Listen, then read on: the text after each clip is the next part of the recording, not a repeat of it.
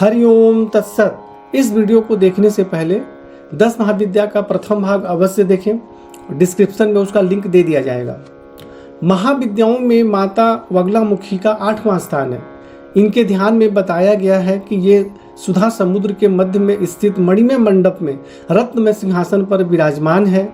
ये पीत वर्ण के वस्त्र, पीत आभूषण तथा पीले पुष्पों की ही माला धारण करती हैं।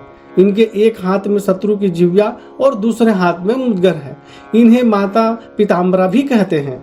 संपूर्ण सृष्टि में जो भी तरंग है वो इन्हीं की वजह से है।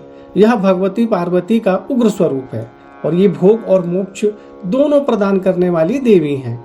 स्वतंत्र तंत्र के अनुसार भगवती बगलामुखी के प्रादुर्भाव की कथा इस प्रकार है कि सतयुग में संपूर्ण जगत को नष्ट करने वाला भयंकर तूफान आया।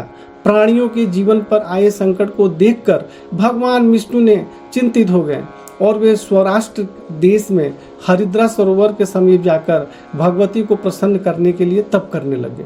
तो श्री विद्या ने उस सरोवर से बगलामुखी रूप में प्रकट होकर उन्हें दर्शन दिया तथा विध्वंसकारी तूफान का तुरंत स्तंभन कर दिया।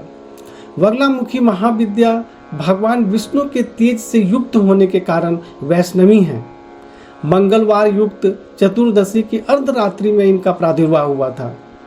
इस विद्या का उपयोग देवी प्रकोप की शांति, धन्य धान के लिए, पौष्टिक कर्म एवं आभिचारिक कर्म के लिए भी होता है।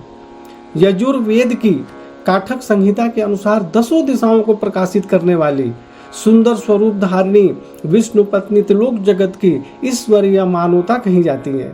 स्तंभन कारिणी शक्ति व्यक्त और अव्यक्त सभी पदार्थों की स्थिति का आधार पृथ्वी रूपा शक्ति है और बगला उसी स्तंभन शक्ति की अधिष्ठात्री देवी है।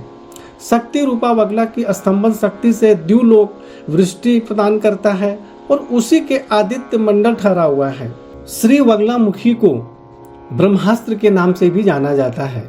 ऐहिक या परलौकिक देश अथवा समाज में दुखद अरिष्टों के दमन और शत्रुओं के समन में बगलामुखी के समान कोई मंत्र नहीं है। चिरकाल से साधक इन्हीं महादेवी का आश्रय लेते आ रहे हैं। इनके वड़वामुखी, जातवेदमुखी, उल्कामुखी, ज्वालामुखी तथा बृहद भानुमुखी 5 मंत्र भेद हैं। कुंडिका तंत्र में बगलामुखी के जप के विधान पर विशेष प्रकाश डाला गया है। मुंडमाला तंत्र में तो यहाँ तक कहा गया है कि इनकी सिद्धि के लिए नक्षत्र इत्यादि के विचार और काल शोधन की भी आवश्यकता नहीं है। श्री कुल की सभी महाविद्याओं की उपासना गुरु के सानिध्य में रहकर सतर्कता पूर्वक सफलता की प्राप्ति होने तक करते रहना चाहिए। इसमें ब्रह्मचर्य का पालन और बाहर भीतर की पवित्रता अनिवार्य है। सर्वप्रथम ब्रह्मा जी ने बगला महाविद्या की उपासना की थी। ब्रह्मा जी ने इस विद्या का उपदेश सनकादिक मुनियों को किया और सनत कुमार ने देव ऋषि नारद को और नारद ने सांख्यायन नामक परमहंस को इसका उपदेश किया था। सांख्यायन ने 36 पटलों में उपनिबद्ध बगला तंत्र की रचना की। बगलामुखी के दूसरे उपासक भगवान विष्णु और तीसरे उपासक परशुराम हुए तथा परशुराम ने यह विद्या आचार्य द्रोण को बताई। इनकी उपासना में हरिद्रा माला, पीले पुष्प एवं पीले वस्त्र का विधान है। सारे ब्रह्मांड की शक्ति मिलकर भी इनका मुकाबला नहीं कर सकती है।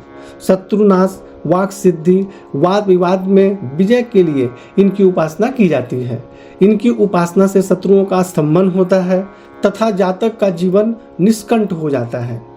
माता बगलामुखी स्तंभन की देवी है।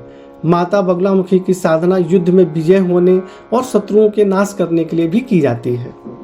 तो इस प्रकार आपको माता बगलामुखी के विषय में बताया गया।